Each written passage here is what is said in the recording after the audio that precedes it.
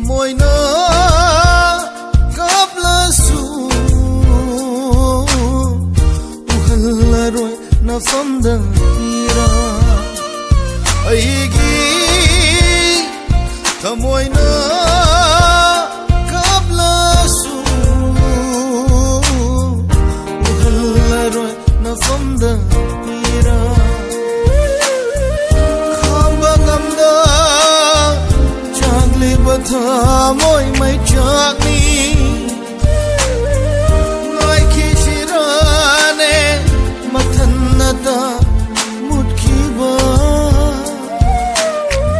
nangna inatai chakraba shu nangbu ningsingduna leiveni aigi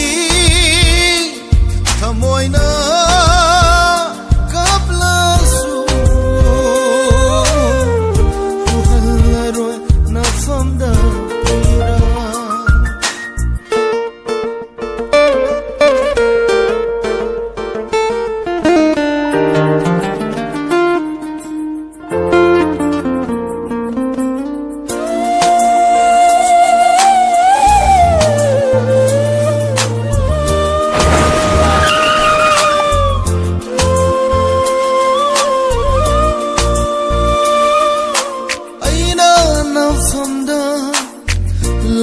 Khivana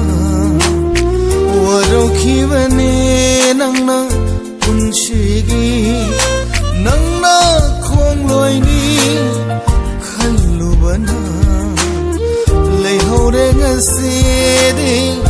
ido mata iralni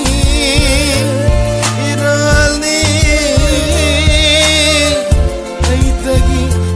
iralni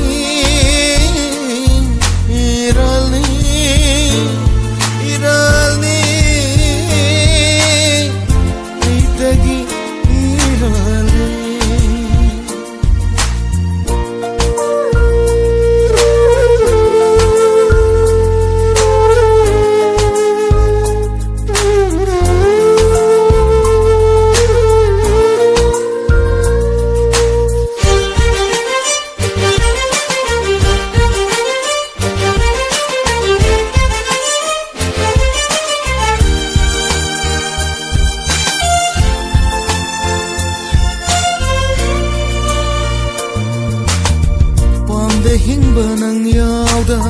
nang tabu khanjaba punsi sina mai thire nangi nungsi bada themba ngamdre thamoi se kapla shanu madhum pena nangi nungshivagi khudolni kallage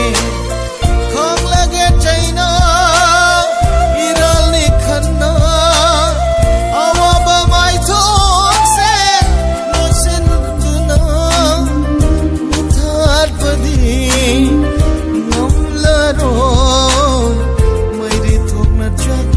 sanu khan khrage ira ne khana khan khrage ira ne khana aigi thamoina kaplasu uhalaroi na famda pira